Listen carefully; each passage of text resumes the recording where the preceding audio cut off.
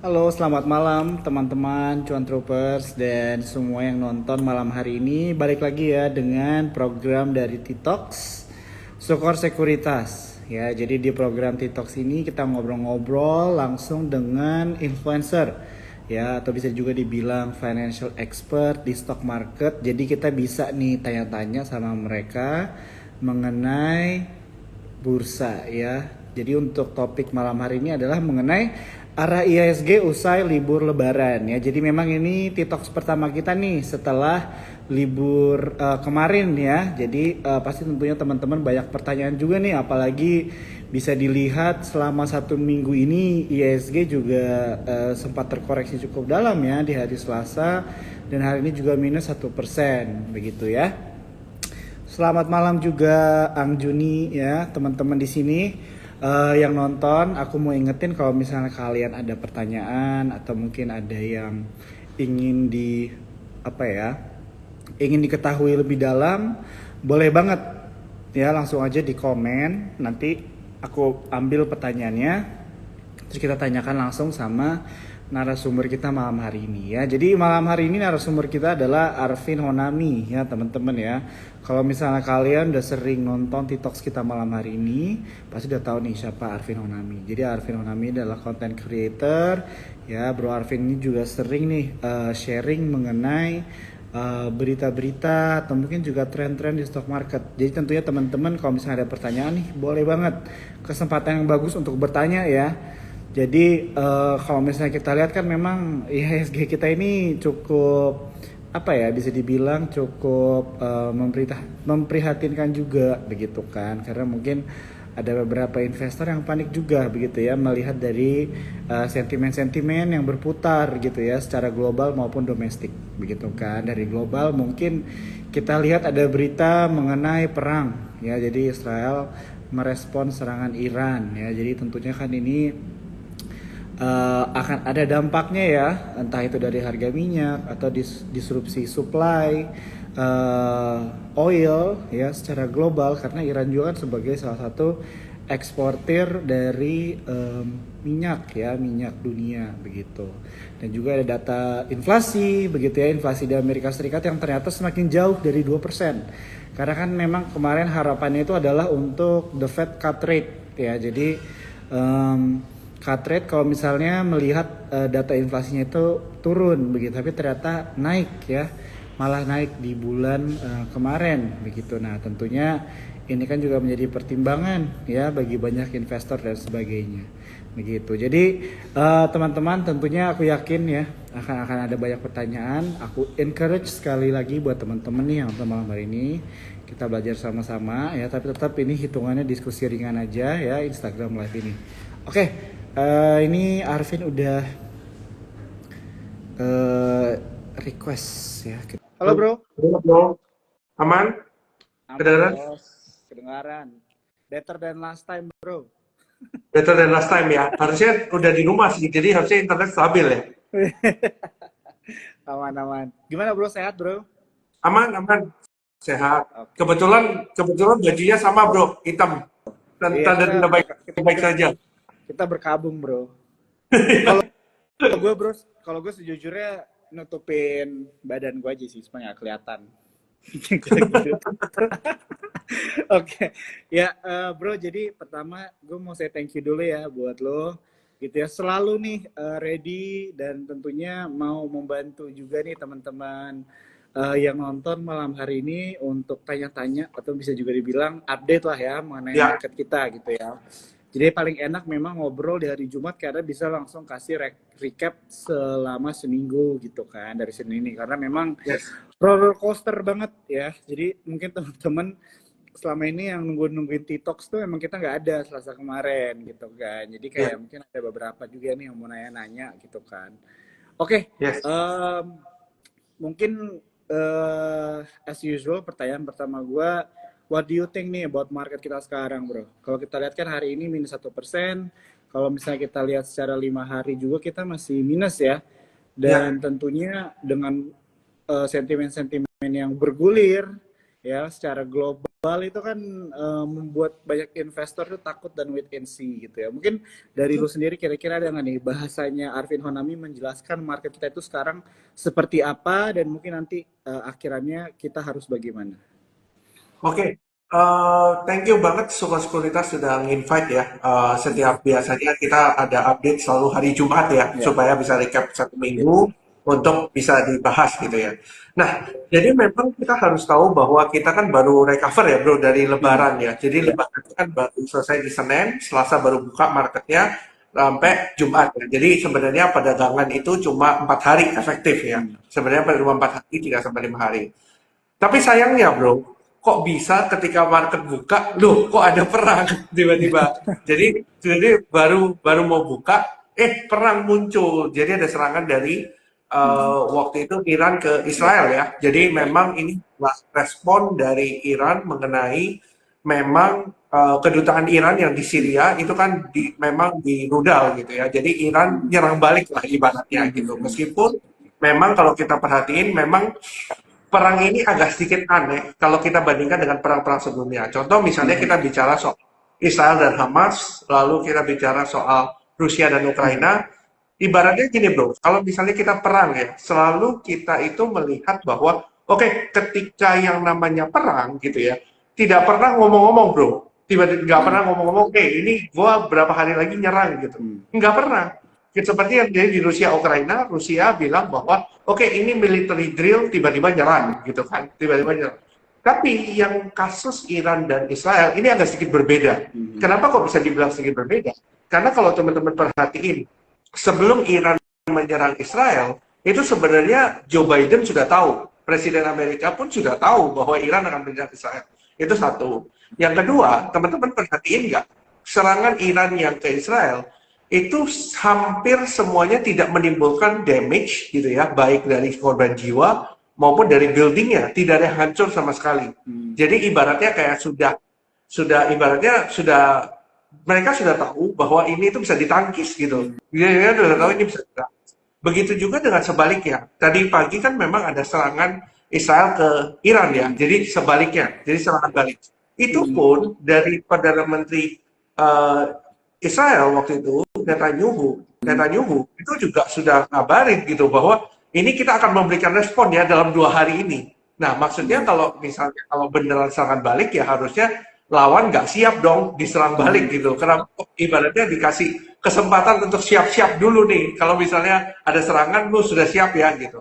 Nah, Hmm. inilah kita sebenarnya melihat serangan yang tadi pagi gitu ya, yang tadi pagi mengejutkan kebetulan setengah jam bro sebelum IHSG buka, tiba-tiba muncul beritanya. Hmm. Tiba-tiba muncul beritanya Israel nyerang Iran menggunakan rudal misil gitu ya. Hmm. Meskipun balik lagi Hmm. beritanya itu selalu simpang siur bro di antara media Barat dan media Iran. Media Barat menyatakan bahwa ini hit loh, tapi media Iran bilang ini memang hit tapi tidak memberikan statement ini datangnya dari mana Hmm. dan sebagainya gitu.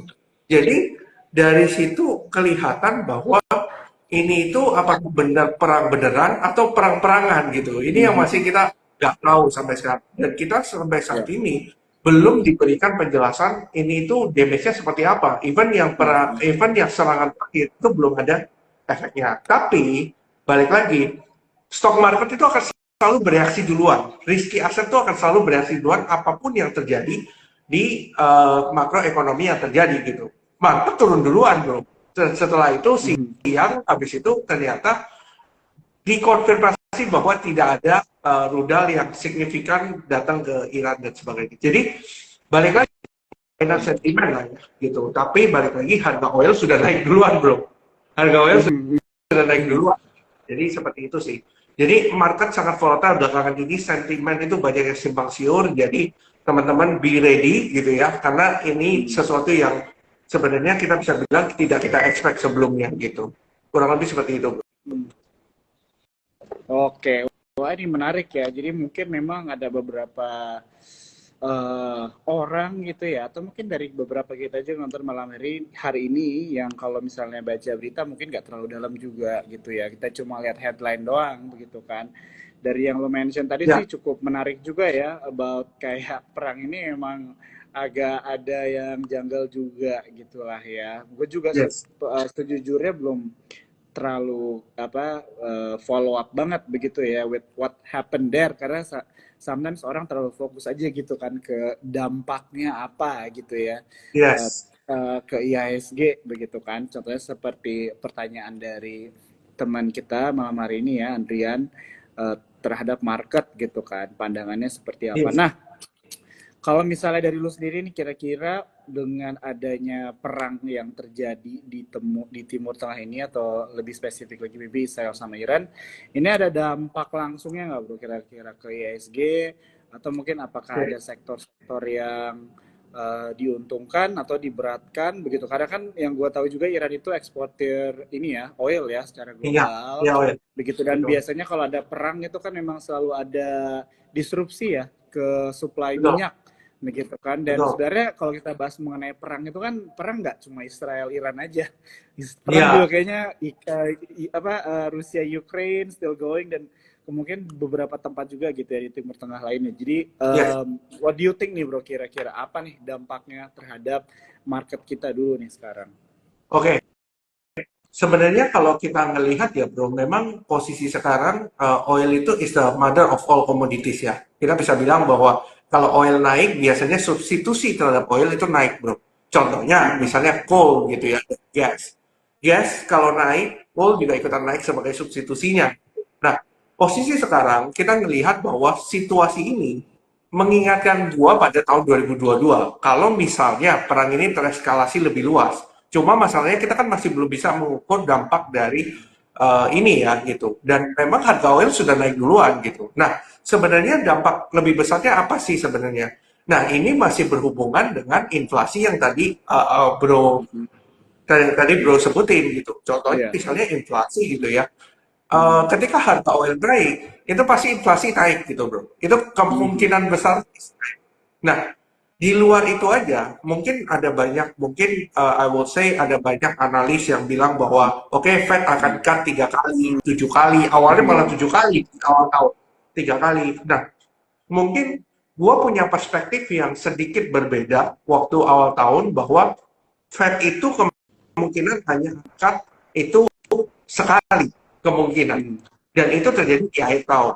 Nah, kenapa tesis itu bisa muncul? Karena tesis itu bisa muncul karena kita balik lagi bro, dengan data ketenagakerjaan di Amerika gitu ya, atau NFP, non-farm payroll. Dimana kalau teman-teman perhatiin, non-farm payroll itu selalu kuat terus gitu, kalau kita perhatiin ya. Tapi kalau teman-teman perhatiin lebih detail, non-farm payroll yang terjadi itu adalah lebih banyak pekerjaan-pekerjaan yang di sektor healthcare dan juga sektor pemerintah.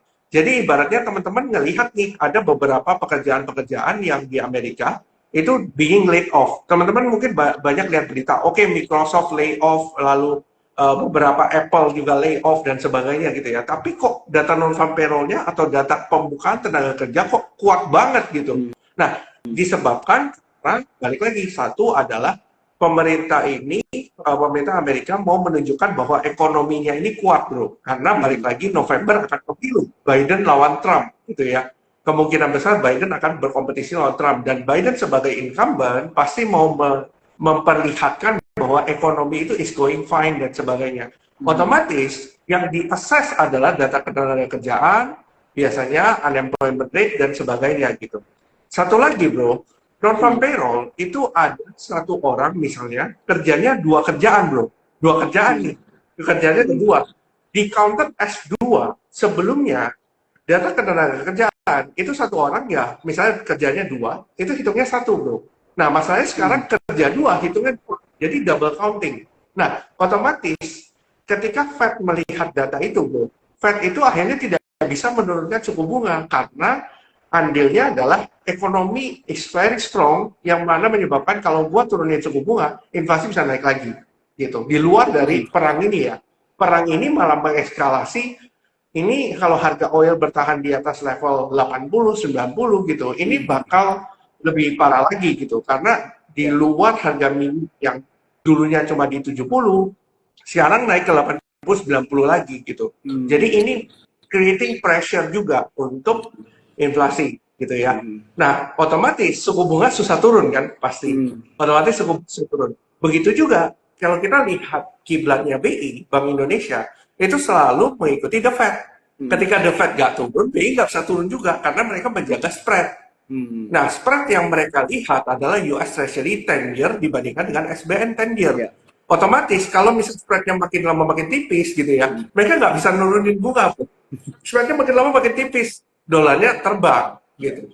Nah, inilah yang sekarang menjadi dilema buat BI. Apakah BI mau menaikkan suku bunga atau menguras cadangan devisanya nih, dolarnya yang cadangan devisanya dikuras. Nah, ini yang menjadi pertanyaan dan itu berimpact juga ke investor asing karena investor asing melihat currency kita depreciate 3% 4%, ketika trading di BRI gitu ya, cuannya cuma sedikit gitu, tidak bisa offset pelemahan currency. Makanya kenapa banyak sell off yang terjadi di pasar di equity setelah libur lebaran kemarin. Mungkin seperti itu, Bro.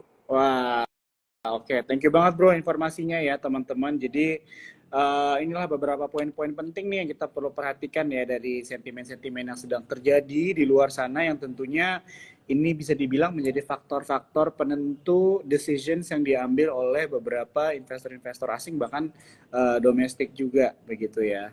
Oke, Yes. ya, jadi kalau misalnya dengan keadaan sekarang nih bro, kira-kira ya gue mau tanya secara personally strategi lu untuk investasi gimana nih gitu kan, karena lu kan kalau nggak salah trading dan investing juga lah ya, lu nggak Ya, heavy on both betul. sides, jadi dua-duanya gitu kan. Jadi mungkin lu bisa share dikit ya kira-kira menghadapi market yang cukup volatil, sentimen-sentimen negatif yang sekarang kebetulan lagi banyak juga Yes. begitu kan. Kira-kira gimana nih bro? What Oke. we need to do? Oke, sebenarnya ini sudah dibahas di live-live sebelumnya sebenarnya dan perspektif ini juga masih belum berubah hingga sekarang. Jadi balik lagi, kita harus mengimbangkan risk off dan risk on asset. Kita harus tahu yang mana risky asset, yang mana risk off asset. Contohnya misalnya, contohnya Sukor punya yang namanya reksadana money market fund misalnya, contohnya. Tapi dia juga punya trading di equity juga kan gitu. Nah, kita harus tahu kapan kita harus agresif, kapan kita harus defensif, gitu. Karena per sekarang kita melihat bahwa contoh misalnya S&P 500 dan sebagainya itu ya, itu lebih banyak didominasi pergerakannya oleh beberapa saham yang big caps, seperti yang terjadi di Indonesia juga. Mungkin kalau BRI-nya turun, sampah PP yang naik. Begitu juga sebaliknya, ketika sampah PP turun, banking yang narik gitu. Nah, inilah yang terjadi di beberapa pasar global sekarang. Nah, otomatis kita harus tahu sebenarnya dengan suku bunga yang sangat tinggi, banyak orang yang menaruh asetnya ke risk of asset karena Ya. mempertimbangkan volatilitasnya masih tinggi nih sekarang ini. Masih ada perang dan sebagainya, masih ada uncertainty di pasar gitu. Nah, otomatis sebagai investor asing, mereka biasanya nggak jauh-jauh bro, masuknya kalau nggak banking, ya banking terus gitu. Biasanya Ya. sekarang mereka ya, banking obligasi, obligasi cenderung USD. Balik lagi, USD obligasi, masuk banking, balik lagi gitu terus. Kalau teman-teman perhatiin, kok yang gerak banking terus ya? Iya, karena banking itu adalah central powernya Indonesia gitu ya, defensifnya Indonesia. Karena balik lagi bro, sebagai investor asing, mereka pasti assess lah setiap negara ini yang mana yang menarik secara return. Balik lagi, kita punya kompetisi di Asia itu cukup banyak. Satu adalah India, yang mana India very growing. Kita bisa lihat populasinya produktif banget dan banyak pabrik yang lari ke India juga gitu. Nah, jadi growing ekonominya sangat besar gitu. Otomatis mereka lariin ke India. Satu lagi adalah the rising star Japan. Karena Jepang ini awalnya deflasi bro, beda sama China. Jepang ini deflasi jadi inflasi, artinya pertumbuhan ekonominya makin kencang kan gitu. Nah, yang gua perhatiin di beberapa negara, di negara maju yang mungkin punya afiliasi yang ketat terhadap Amerika, itu memiliki monetary dan fiscal policy yang mirip, di mana oke, dia naikin suku bunga bro, tapi di satu sisi fiskalnya itu digelontorin terus, artinya uang itu makin lama makin banyak beredar, tapi suku bunganya makin lama makin naik gitu. Nah, otomatis inflasi itu susah turun bro. Contoh misalnya kita ngomong suku bunga naik nih, kenapa kok inflasi nggak turun-turun? Iya, karena dari pemerintah Amerika mencetak hutang untuk mencetak hutang untuk dapat duit gitu ya. Duit ini dibuat untuk spending bills ke orang-orang ini, ke masyarakat gitu. Ya. Otomatis masyarakat makin lama punya duit terus. Dan itu terjadi di Jepang, bro. Kenapa kok interest rate Jepang naik? Kenapa kok Jepang yen-nya masih flat steady gitu? Ya karena mereka melakukan stimulus juga terhadap rakyatnya. Gitu. Jadi otomatis melihat dari sisi itu, maka supply liquidity itu banyak di Amerika karena Amerika itu Fed Fund rate-nya 5,5% gitu, dan banyak negara yang suku bunganya itu di bawahnya mereka, gitu, di bawahnya US. Jadi otomatis nggak menarik dong bro untuk invest di negara emerging countries gitu. Dari itu sih yang mungkin bisa dibilang. Jadi teman-teman harus bisa ngebalancing antara less risk asset dengan risky asset dan tahu momen ketika risky asset ini oke, gue bisa masuk ke risky asset, gue pindahin nih less risk asset sebagian, nanti pindahin lagi ke less risk asset. Mungkin lebih ke arah situ, bro. Rebalancing-nya itu harus tepat. Nah, itu dia penting banget ya teman-teman ya, bagaimana kita balancing portfolio kita juga dan melihat appetite kita ya, dan tentunya juga profile kita ya dalam berinvestasi, apa kita bisa lebih risky atau mungkin lebih defensif juga ya. Ini mungkin yang barusan gue mention itu very general information, tapi banyak orang miss ya di hal-hal seperti simple seperti ini ya. Oke, mungkin sambil gua tanya-tanya more questions, kita sambil ini aja bro ya, lompat-lompat jawabin pertanyaannya John Troopers nih, teman-teman yang nonton malam hari ini, boleh bro ya? Boleh. Oke. Boleh. Ini ada pertanyaan dari PIP World One. Katanya dia mau serok ASI, tapi ESG ada potensi turun lebih. Gimana nih kak katanya? What do you think bro buat ASI in general dulu deh mungkin? Oke. Sebenarnya kalau kita bicara Astra ya, sebenarnya balik lagi, ini yang perlu teman-teman tahu ya, makro is over mikro. Contohnya misalnya seperti Astra. Astra ini akan ada RUPS di akhir bulan ini, tapi makronya tidak mendukung gitu, yang menyebabkan banyak orang sell off karena Astra ini kan part of barangnya asing kan bro. Jadi asing ini banyak hold Astra, ya akhirnya buangan juga gitu dari Astra. Dan kalau kita ngelihat volumenya cukup besar gitu ya. Gua rasa distribusinya hari ini lumayan besar. Bahkan seminggu terakhir itu terjadi distribusi di Astra gitu. Nah, sekarang pertanyaannya balik lagi bro, apakah ini Astra itu buat trading atau buat apa gitu? Karena per sekarang memang Astra itu lagi disupport tapi volumenya cukup besar selling pressure-nya. Jadi mungkin kalau kita ngelihat market itu sentimennya lagi sour gitu ya, sentimennya lagi jelek, ini tuh Astra susah nggak gitu. Jadi teman-teman perhatiin aja, Astra itu di level sekarang di sekitar 4910, mungkin besok adalah hari Senin ada penentuan. Kalau 4910-nya nggak jebol, menurut gua mending out dulu, nanti bisa tampung lagi di bawah. Menurut gua begitu, daripada buang waktu. Mungkin seperti itu sih jawabannya. Oke, thank you banget ya bro, udah dijawab nih temen yang nanya tadi, PIP World One udah dijawab ya pertanyaannya. Dan buat teman-teman juga mungkin ada yang pertanyaan yang sama, sudah sekalian reminder juga, Instagram live ini di save ya. Jadi mungkin ada kalian nonton baru di pertengahan, terus pertanyaannya sebenarnya sudah ditanyakan sama yang lain di awal. Nanti boleh nonton aja ya videonya di Instagram Sukor Sekuritas ya, setelah live ini akan di post. Oke.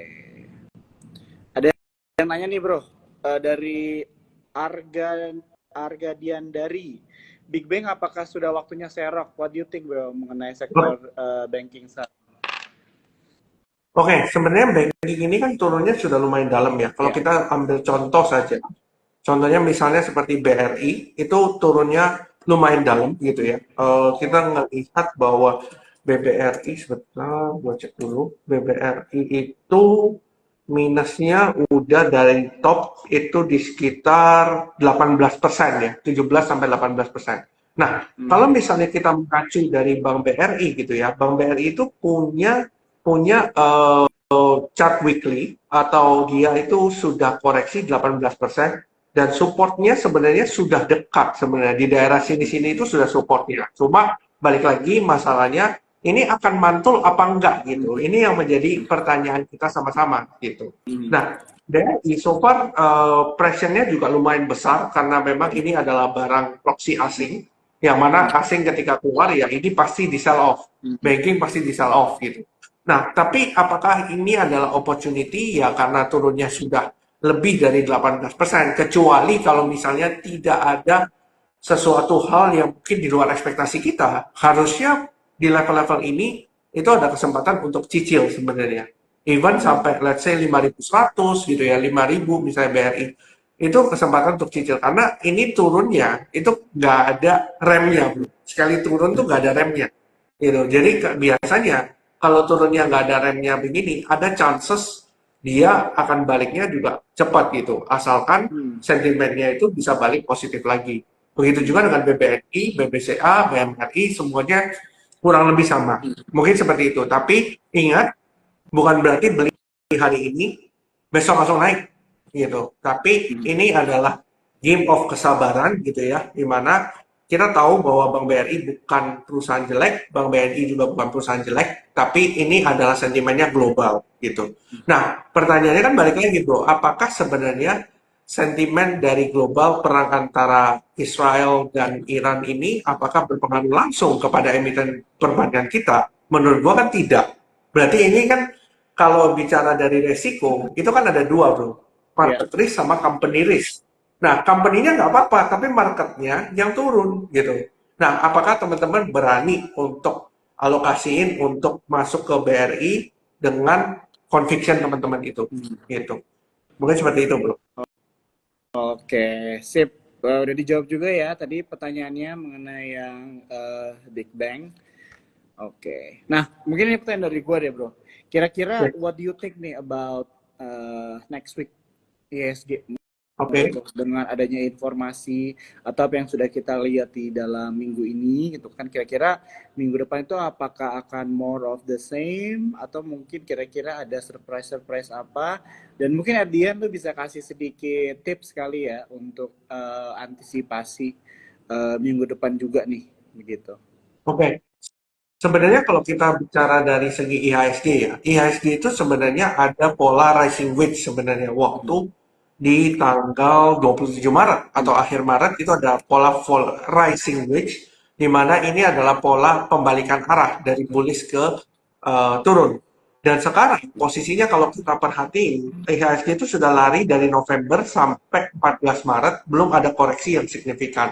Artinya, sebenarnya kalau kita hitung target untuk penurunan harga, ini sudah mencapai dari target rising wedge. Tapi balik lagi, kita harus mention bahwa kalau misalnya pun mau naik, menurut gua it takes time gitu, nggak akan langsung. Jadi dia akan konsolidasi dulu, baru menentukan arah naik apa turun gitu. Nah, per sekarang kita harus melihat dari eskalasi Timur Tengah, karena balik lagi kita itu selalu kena marketnya ketika US dollarnya naik gitu. Nah, otomatis kalau tidak ada intervensi yang dilakukan oleh BI, dan kebetulan BI meeting itu akan terjadi di minggu depan, gitu ya. Jadi ini akan dilihat oleh pelaku pasar kira-kira apa yang akan dilakukan BI. Apakah berusaha untuk menahan suku bunga atau mereka akan justru bikin sesuatu yang di luar dari ekspektasi kita, menaikkan suku bunga gitu. Ketika terjadi kenaikan suku bunga, maka spread USD 10 year itu akan makin lama makin lebar, bro. Otomatis flow itu bisa masuk ke bonds atau equity lagi. Kurang lebih seperti itu sih, bro. Kita akan lihat minggu depan. Oke, siap. Alright, itu pertanyaan dari gua ya. Oke, ini ada pertanyaan lagi dari Felix Joe. Dia nanya mengenai saham Hexa nih, bro. Hexa. Iya, Hexa. Mungkin apakah bagus untuk curi start untuk sell on strength nanti? Boleh nih bro, kira-kira dari sisi technical aja, what do you think juga boleh. Oke, Hexa sebenarnya kalau kita lihat secara teknikal memang masih berada di dalam channel uptrendnya untuk Hexa. Dan posisi sekarang memang Hexa itu sempat naik ya bro, dari Januari 2024 sampai Maret 2024 itu one swing. Dan ketika turun, ini mencapai supportnya kembali gitu untuk Hexa. Dan Hexa biasanya bagi dividennya besar gitu, biasanya bagi dividen besar. Jadi apakah worth it untuk curi stock, untuk sell strength? Jawabannya iya, kalau melihat dari kondisi teknikal saat ini. Ini mungkin bisa dijadikan kesempatan untuk beli gitu, Hmm. untuk Hexa. Dan Hexa ini bukan saham yang rame ya, jadi kalau bisa dibilang hype-nya mungkin tidak ke Hexa, tapi prinsipnya adalah balik lagi. Kalau dividennya besar, pasti akan diapresiasi oleh pasar. Gitu. Mungkin seperti itu sih bro, tanggapan. Oke, sip. Thank you banget Bro Arvin. Oke. Ini ada yang nanya minggu depan prediksinya gimana? Tadi udah dijelasin ya, teman-teman ya. Oke. Oke Bro, ada yang nanya mengenai, nah, dari Earn, Learn, and Lean ya. Jadi hari ini sektor yang terdampak paling besar akibat pelemahan rupiah apa ya? Mungkin nggak hanya hari ini aja kali bro ya. Bisa dibilang dengan rupiah kita yang terus melemah nih, kira-kira sektor apa nih bro yang paling terdampak? Mungkin ini educational time lah buat Oke, teman-teman yang nonton. oke. Sebenarnya yang rupiahnya yang misalnya melemah ya, ada beberapa sektor yang terdampak, terutama yang bergerak di sektor hilir atau yang hutangnya besar. Hmm. Hutangnya dalam US dollar besar. Contohnya misalnya ada beberapa emiten properti gitu ya, itu hutang dalam dolar Amerikanya besar. Contoh misalnya ICBP. ICBP juga hutang dalam Amerika Serikatnya besar juga gitu karena dia akuisisi parkir. Otomatis itu akan kena gitu Ya. sentimen dari ini juga gitu sentimen daripada kenaikan dolar ini dan beberapa emiten yang berkaitan dengan bahan bakunya impor contohnya farmasi misalnya farmasi itu kan bahan bakunya impor nah Hmm. itu juga kena tuh karena US dollarnya naik dia impor dan mahal gitu ya otomatis ketika jual ke customer apakah ini bisa di pass on gitu untuk kenaikan harganya nah ini kan yang menjadi pertanyaan juga gitu. Hmm. Kurang lebih seperti itu. Kalau yang diuntungkan ya pasti banyak, komoditas itu pasti diuntungkan. Lalu karena perang Iran dan Israel itu nge-spark harga komoditas lagi. Jadi kurang lebih seperti itu sih bro. Ya, ya, ya. Oke, siap. Em, ada yang nanya lagi bro, ini mengenai Arto nih bro, what do you think? Oke, Arto ya. Hmm. Eh, Arto sebenarnya is already expected bahwa Arto akan turun ya. Kenapa bisa tahu? Karena Arto itu mengalami pola double top Hmm. waktu dengan neckline di 2880. Kalau kita hitung penurunannya, maka penurunannya kemungkinan sampai gap di 2060 gitu. Dan hari ini sudah hampir kena, tapi belum ketutup semua gitu. Nah, balik lagi untuk saham-saham bank digital itu sentimennya balik lagi terkait Fed rate. Karena tech stocks itu selalu berhubungan dengan Fed rate. Ketika Fed rate itu ditahan di atas level yang tinggi terus gitu ya, menyebabkan sentimen terkait bank digital itu juga kena gitu. Karena gini bro, Hmm. dulu kita harus tahu bahwa bank digital naik itu bukan karena fundamental, lebih ke arah, oke ini ada corporate action di mana ini mau ditingkatin nih modalnya Bang Arto Hmm. menjadi 3 triliun. Mungkin waktu itu market cap-nya kecil, masih di ratusan M gitu ya. Jadi untuk naik ke 3T itu kan ibaratnya masih ada value lah ya untuk Hmm. bisa ada ini. Nah sekarang karena Arto ini sudah menjadi resmi menjadi bank digital dan sudah memenuhi ketentuan dari OJK atau Bank Indonesia gitu untuk mempertahankan 3 triliun ini, otomatis yang diukur oleh investor adalah kinerja sekarang. Hmm. Nah, apakah kinerja Arto ini bisa menjadi lebih baik ke depannya? Nah, itulah yang menjadi pertanyaan kita sama-sama. Nah, sekarang, pada posisi sekarang, gue masih belum melirik Arto karena sentimen ke depannya masih tidak terlalu favorable buat Arto. Begitu juga dengan property Hmm. stocks karena suku bunga masih tinggi yang mana ini akan menjadi sentimen yang selalu negatif untuk beberapa saham bank digital maupun properti yang sensitif sekali terhadap suku bunga. Mungkin seperti itu, bro. Oke, sip. Thank you banget Bro Arvin untuk penjelasannya ya. Kita lanjut lagi nih ke beberapa ada pertanyaan teman-teman Cuan Troopers. Ya, Em, ada yang nanya mengenai ITMG nih sama oke, PTRO. oke. ITMG sebenarnya gue pribadi sebenarnya salah satu yang gue incar karena habis bagi dividen turunnya 6% gitu ya, karena sesuai dengan ex-date dividennya. Per posisi sekarang, kemarin ketika gap down, gua berusaha untuk cicil gitu ya, dengan demand area di 25.400. Jadi kalau turun di bawah 25.400, mungkin gua akan mempertimbangkan untuk sell short dulu, karena ada potensi dia akan balik ke level 23.950. Tapi, kalau kita bicara secara fundamental ya, harga coal price itu di Q1 2024 itu cenderung naik. Begitu juga dengan di Q2 2024 selama bulan April gitu ya, itu masih naik per sekarang karena balik lagi ada sentimen mengenai perang Israel dan Iran, Ya. itu salah satunya. Dan juga memang kita harus tahu recovery ekonomi China di Q1 2024 itu beat expectation, di mana pertumbuhan ekonomi China itu di 5,3%. Balik lagi, kita itu sangat bergantung dengan China karena trading partner baik impor dan baik ekspor kita ke China itu sekitar 28%.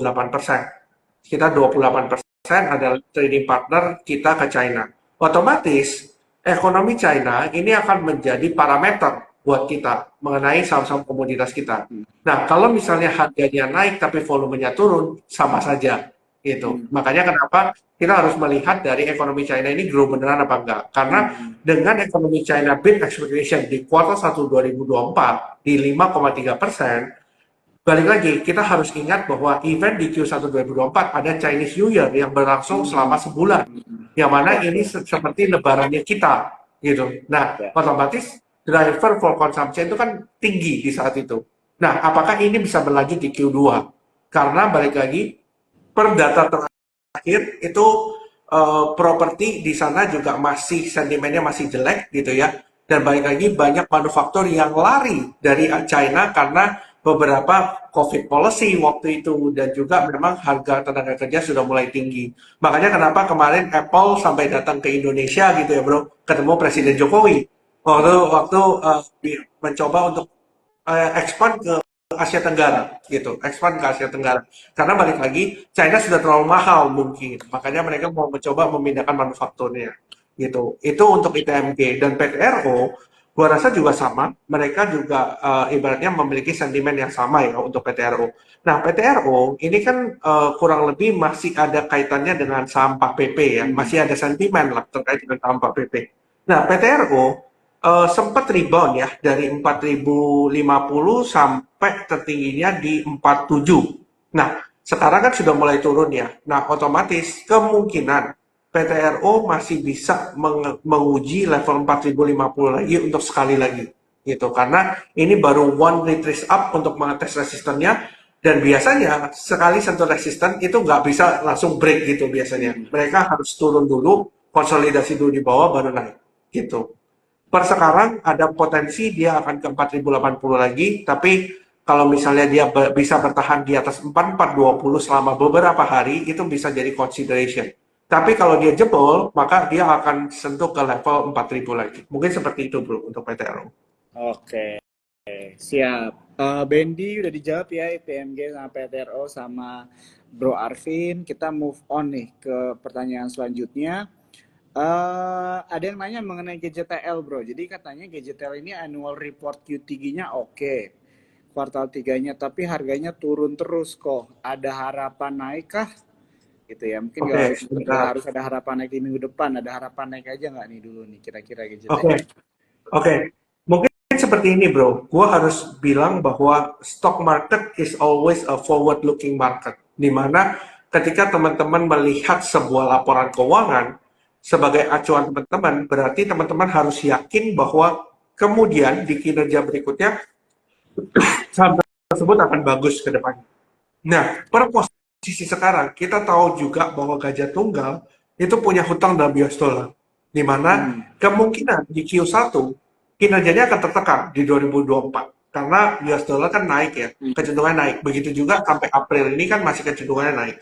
Nah, kalau kita mengacu pada technical, Gajah Tunggal itu sudah jebol di bawah trend line. Jadi ada satu trend line gitu ya. Gajah Tunggal itu trend line-nya di 1.200. Otomatis kalau teman-teman yang mencoba untuk catching the knife sampai 1200, teman-teman harus cabut. Karena di bawah 1180, teman-teman harus cabut semua, karena itu sudah di bawah trend line.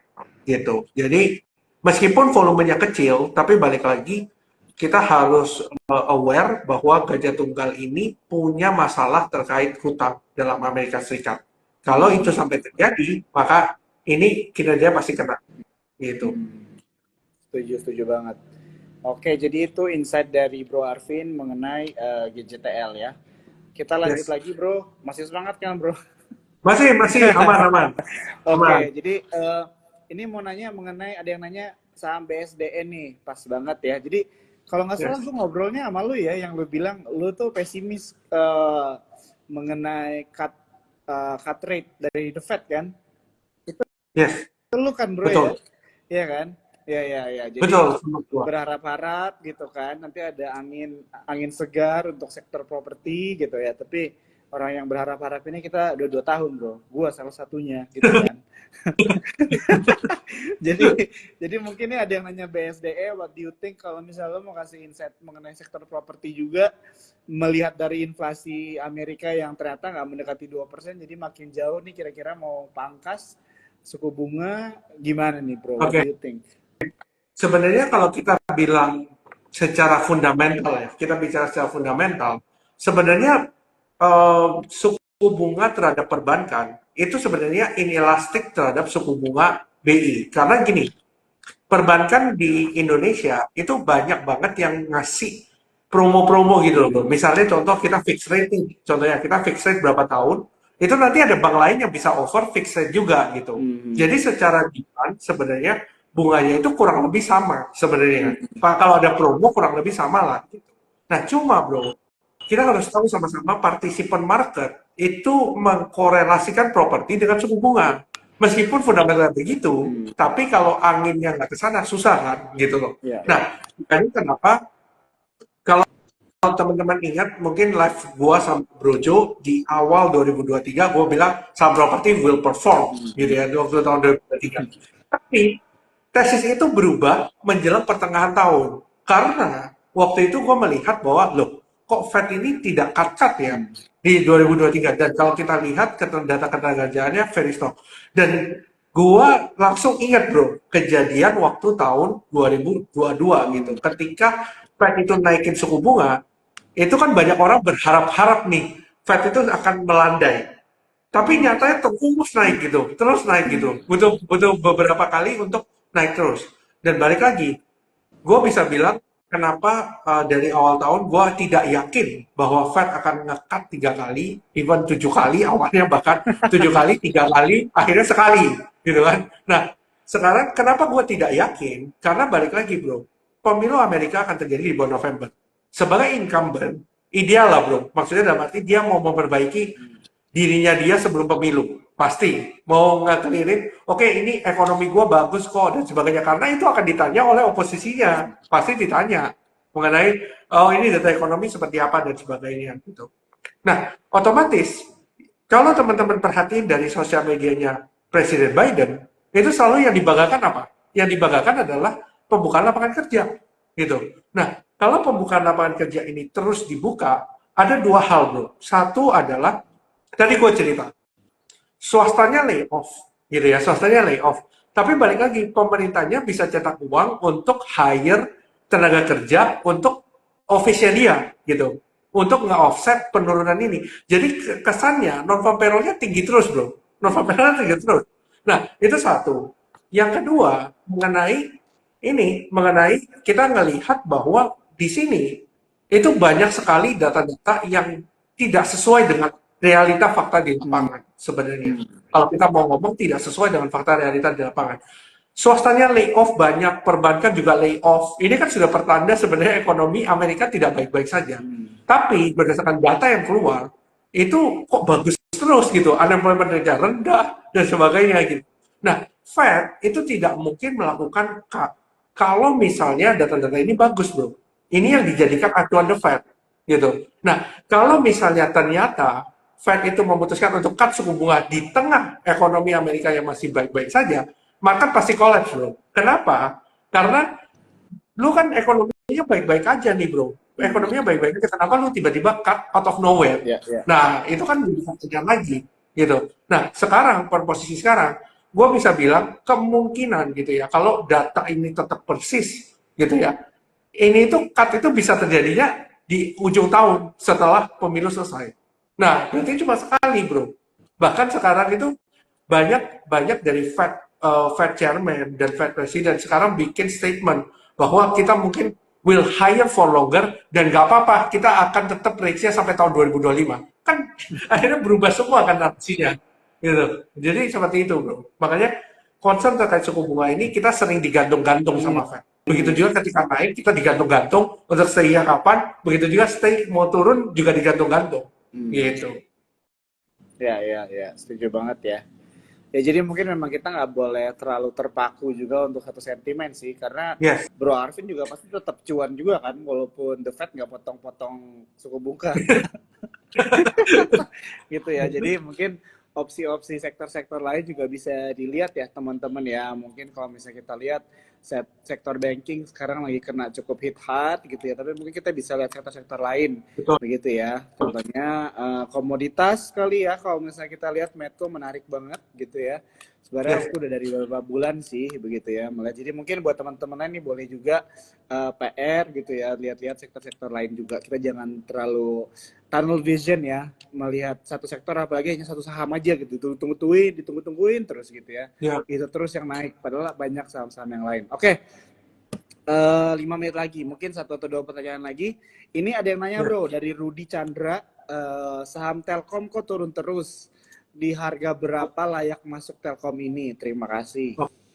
Oke, untuk Telkom sebenarnya kinerjanya tidak sebaik itu ya, waktu di Q4 gitu ya. Waktu di Q4 ambles quarter on quarter, ditambah lagi kita harus ingat bahwa dia masih punya Goto gitu ya, dia masih punya Goto dan Q1 2024 karena saham tech-nya winter gitu ya, karena suku bunga masih tinggi, Gotonya ambles. Ya. Sekarang udah di 60 kalau nggak salah. Jadi Telkom ini sebenarnya gue bisa bilang bahwa Telkom ini secara revenue growth kita bisa bilang tidak terlalu menarik compare to other telecommunication provider. Karena kalau kita bicara dari Telkom sendiri, mereka sudah ada di satu Indonesia, bro. Even kayak Kalimantan dan teman-temannya itu pasti ada Telkom. Tapi kalau Excel dan sebagainya, Friend itu kan belum ada. Jadi opportunity for growth itu lebih bagus di Friend dan teman-temannya gitu. Tapi Telkom itu punya satu competitive advantage yang tidak semua other telecommunication punya, yaitu dividen. Gitu. Nah, kalau dividennya bisa bagus, bro, otomatis harga Telkom bisa terapresiasi. Ya. Gitu. Nah, masalahnya dengan kinerja yang turun misalnya, dan ke depan mungkin bisa turun gitu ya kinerjanya, otomatis kan dengan earning turun, misalnya dividen payout ratio-nya sama, maka dividen yieldnya juga ikut turun. Gitu kan? Nah, berarti kan orang mencari equilibrium yang baru nih, Ya. dividen berapa persen yang gua harus minta dari Telkom gitu. Hmm. Nah, per sekarang mungkin dari sisi marketnya juga masih belum menilai bahwa di level 3150 ini is a very good buy. Kenapa bisa begitu?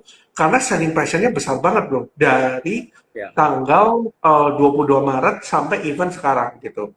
Nah, mungkin kita harus melihat satu konsolidasi yang very clear untuk melihat bahwa oke, ini Telkom udah murah nih.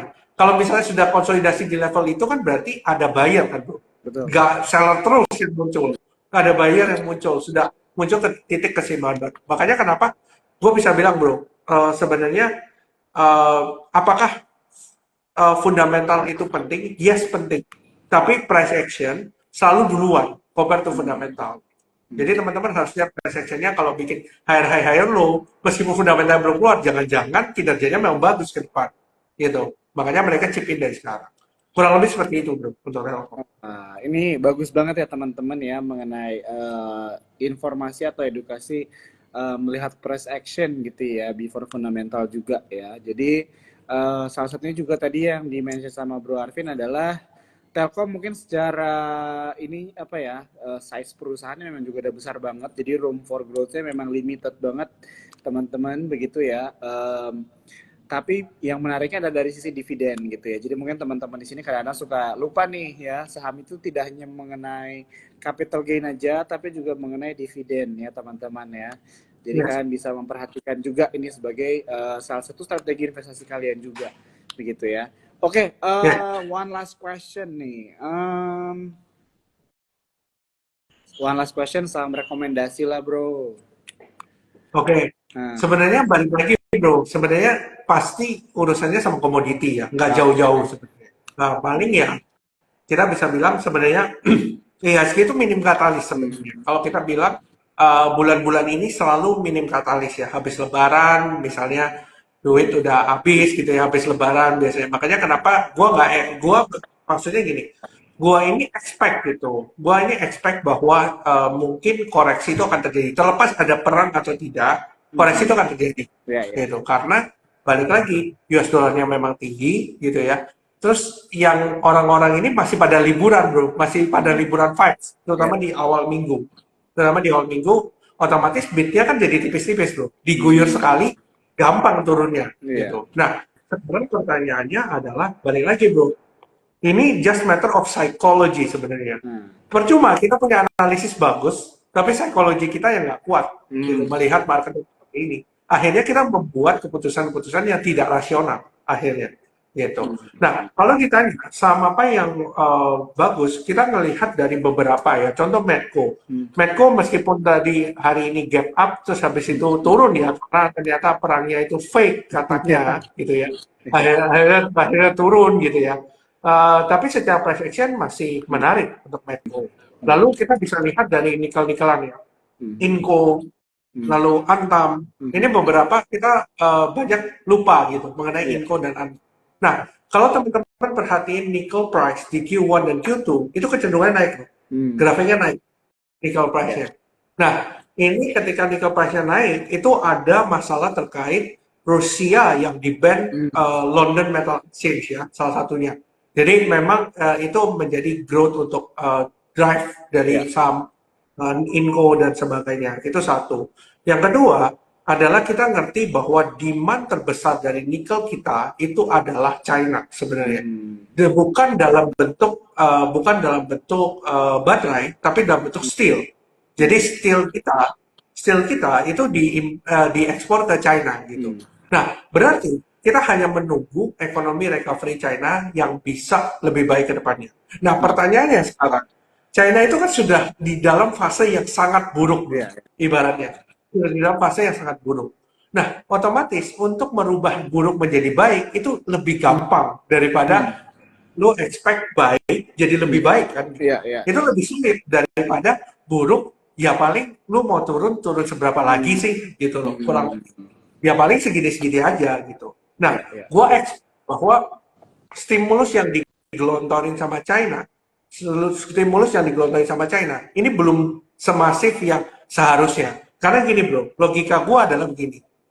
US ini kan structure bullish-nya itu bukan bullish beneran. Bisa dilihat dari sektor swasta dan sebagainya yang melakukan layoff. Perusahaan yang melakukan layoff bro, berarti dia sadar bahwa perusahaannya ini is in trouble, gitu, is in trouble. Nah, balik lagi, ketika China melakukan stimulus jumbo, gitu ya, stimulus jumbo, mereka harus lihat dari sisi demand-nya bro. Balik lagi, China ini ada negara ekspor, gitu. Kalau dia stimulus eksportir ya, gitu ya, stimulus manufacturer-nya, kalau demand-nya nggak ada kan percuma bro, buang duit doang, gitu. Nah, dia tunggu negara-negara lain ini sudah kehabisan nafas gitu, ibaratnya udah mulai downturn, udah mulai turun. Nah, dia baru stimulus. Jadi Amerika stimulus, China-nya stimulus barengan, gitu. Jadi dari sisi supply-nya stimulus, dari sisi demand-nya stimulus. Karena banyak sekali analis di Amerika Serikat bilang bahwa stimulus China itu belum signifikan compare to severe-nya ekonomi China gitu. Nah, ini yang menurut gua ditunggu-tunggu oleh pelaku pasar gitu. Ini yang ditunggu-tunggu oleh pelaku pasar. Karena China pun ketika melakukan stimulus, dia juga melihat market lawannya pasti. Dia pasti akan melihat lawannya. Ketika stimulus itu terjadi, berarti demand for commodity akan naik lagi. Gitu bro. Kurang lebih seperti itu. Karena sekarang kita lihat copper dan sebagainya memang naiknya bukan karena higher demand, tapi supply-nya yang cut. gitu. Jadi bukan karena itu.